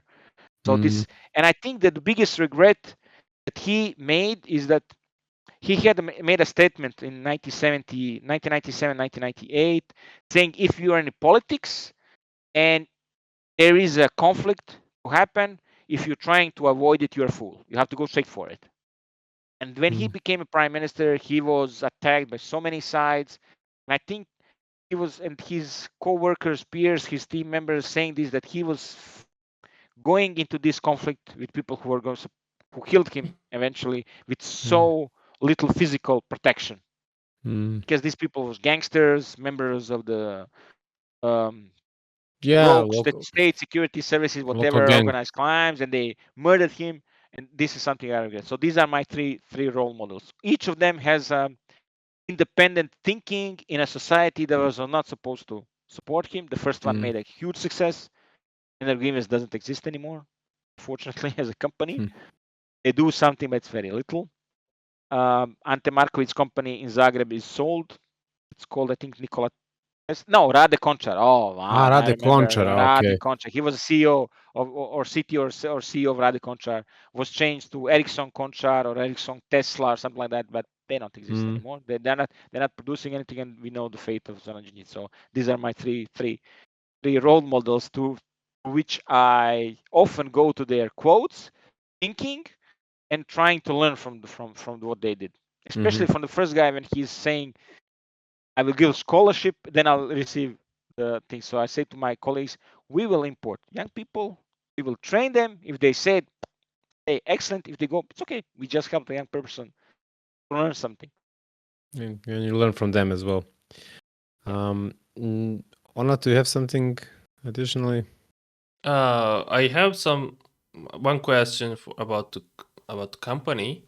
What are the future goals for your company besides like financial solutions, but in government side? In other way, will you solve Dušan's bureaucratic problems in Germany? Maybe. My personal goal within the company, to have besides financial results and becoming a world company, like synonym for artificial intelligence in natural language processing, understanding contracts and documents. I would like to be Uhura Solutions. When you think about this, you think about Uhura. My personal goal is to have legacy of a scientific research institute that will spend like 60% of the time will be for the R&D for the company, and 40 or 30% of the time people who work there can do their master's, PhD, some other scientific research. It doesn't have to be necessarily fintech. It can be medtech. It can be whatever industry it is. I think this is something I understand from the first guy that I have, Emerik Blum. He founded several institutes of Energinvest who were scientific institute. They were not only doing R&D for the company, they were doing PhDs and research of the students coming to their for whatever field they're going, and this produces knowledge, because I think knowledge is only thing in the universe that is increased if it's used. Everything else is decreased when it's used, whatever that is. So the knowledge, if it's used, it is increasing. So this is how I see it. It expands like universe. Yeah. It was really interesting. I would like to sum this up with one question for both of you, or it can be two questions depending of the target audience that's aiming this question. So for the one is for the young startuppers, if I can say this, and the other one is for the a little bit older ones.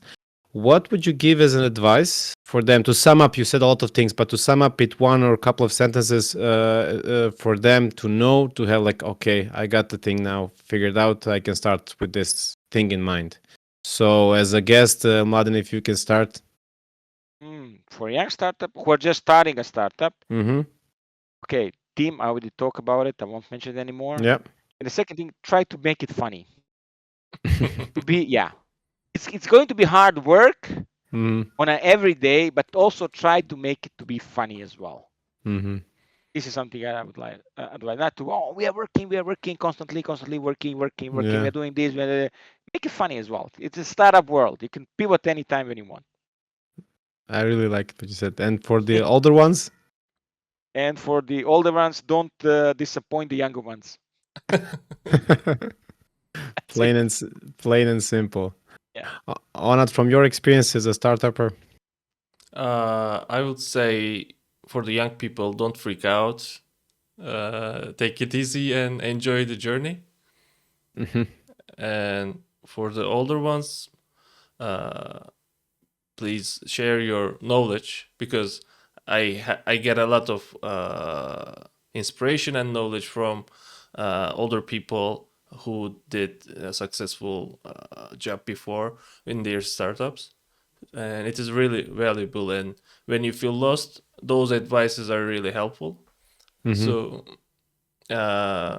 everyone who has accomplished something, please share your knowledge. It's really nice and useful. Excellent. Share the knowledge. Exactly. Share the knowledge. Don't keep it for yourself. And the short one, we usually it's asked by me at the beginning, but for now I use it in the end. For you, Mladen, it's a personal one. What did you want to be when you were young? When you grow up? Yeah, that's why when I was younger, a pilot. That's it. Jet planes. That's it. Supersonic. Now I remember supersonic jet plane. Oh yeah, because it makes sense now. It makes sense now. I wanted to be a pilot. That's it. I just want to be a pilot. Come on. And going to military. Oh my God. Go to me now. Saluting. Top Gun was just issued in 1984 and 1986. Oh my God, I want to be a pilot. And now again, and he didn't age at all.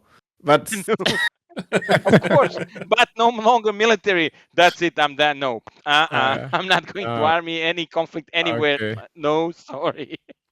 Did we just help you figure out why did you want to to drive a jet plane on your bucket list? Like because exactly. of your we're now like a therapy now. Like we figured out. Yeah, I wanted to do that when I was very young. Yeah, of course. Come on, being a pilot, jet pilot. Come on, on your comms, I'm flying. But then I searched a little bit and I understand. Oh my God, the pressures that these pilots are experiencing. And guess what? AI is going to replace them. But okay, I just told you. Don't worry. Yeah. Even in Top Gun Maverick, it's a spoiler now. As it was on the teaser, says the Ed Harris, the general, says to the Mitchell, the Maverick, the Tom Cruise says, you know that you are a dying species? And he says, yes.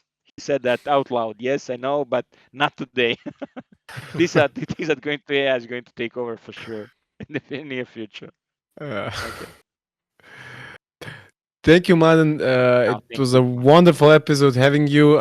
If someone from our audience has some questions for you, we can put like a contact from you, also to share information about your company. If they have a question, we can share with you. Maybe in the future we can make a new episode with you for some other topic. So it was really a pleasure. We are really grateful for having you. It was really fun. It was really fun. Thank you. Thank you. Yeah. Thank you for inviting me. This is my first podcast. I don't know how that looked at. You're welcome. I hope it's not be the last one. Yeah, of course. Yeah. See, next I'm gonna make some more lights. I see now I have to have lights pointing at my face. Yeah. This is a good one. We can Yeah, share okay. our experience Yeah. with you. Don't Yeah, worry. Yeah, yeah. definitely. Good. Give you some advice, as we also talked about here. Share giving advice and helping each other to grow. If first. So come back to the same conclusion. Yeah. Yes. Thank you, Mladen, Thank you, guys. and have a nice, career. Thank you. Good life, and enjoy life actually. And spend time with your family and friends. And we hope we see you and talk, as you said, in the Balkans over a coffee about Yeah, of things course. distant and far away in another Yes. galaxy. Yeah. Galaxy. Yeah. And when you finish, send me the link of the to show to friends. Yeah. Definitely. When you wrap up Definitely. everything and so forth. Definitely. Cool. Don't worry. Yeah. Cool. Thank you very much. Thank Have you. a nice evening, guys. Bye.